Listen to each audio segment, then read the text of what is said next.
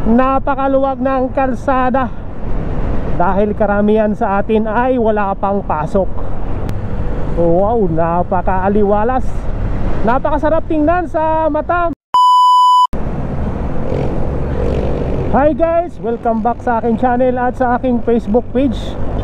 Panibagong araw at panibagong motovlog na naman ang ating ginagawa. Yan, kumusta kayo lahat guys? Pagkatapos ng 2 araw na bakasyon na walang pasok, ito dating gawi, papasok na naman ako ng trabaho. Nandito na ako sa aking pinagdadaanan dito sa Commonwealth Avenue.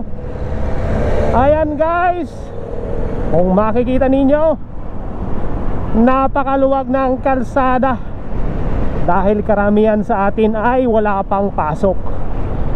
Yung katulad ko, dahil ngayon may pasok na, ito nasa biyahe na.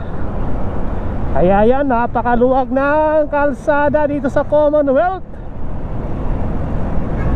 Napakasarap magpatakbo dahil walang ka-traffic.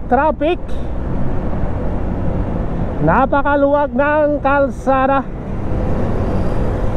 Kukunti lang ang bumibiyahe dahil karamihan ngayon ng mga nagtatrabaho dito sa Manila ay nasa probinsya, sa kani-kanilang mga probinsya. Ayan, na tuloy-tuloy lang ang daloy ng traffic dito. Nabulol pa. Kung ganito lang ba palagi, walang traffic, ay mabilis kang makakapunta sa iyong patutunguhan o sa iyong pinagtatrabahuhan. Wow, napakaaliwalas, napakasarap tingnan sa mata mga guys. At tuloy-tuloy lang ang ating pagpapatakbo. Ang takbong pogi lang tayo para lagi tayong ingatan.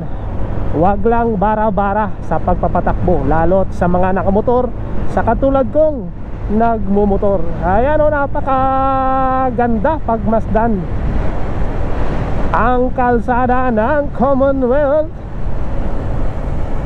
Kakaunti ang bumibiyahe, kakaunti ang namamasadang mga pampasahirong bus at pangpasahirong jeep, maging mga taxi man yan.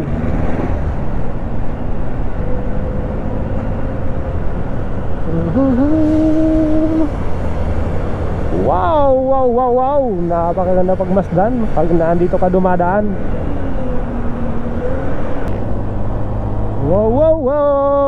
Wow, sobrang luwag talaga ng kalsada. Sigurado to sa Lunes at bukas maluwag pa yan dahil linggo. Ngayong araw ay Sabado pala. At mabilis nakakapagpatakbo ang mga sasakyan dito.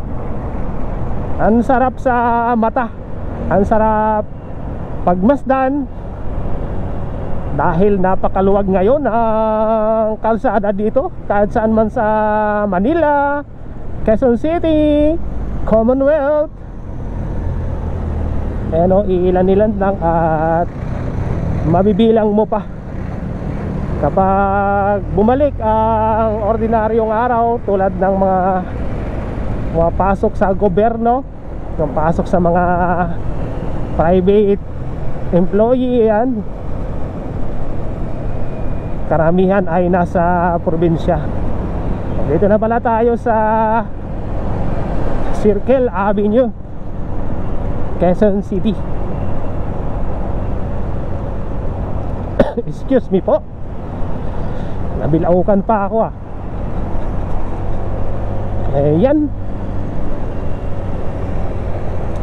sobrang init nga lang dito sa Manila ngayon. Buti mga kahapon, mga nakarang araw ay umuulan na. Hindi katulad sa probinsya, sa Mindoro, sa isang lugar man yan ay El Nino daw.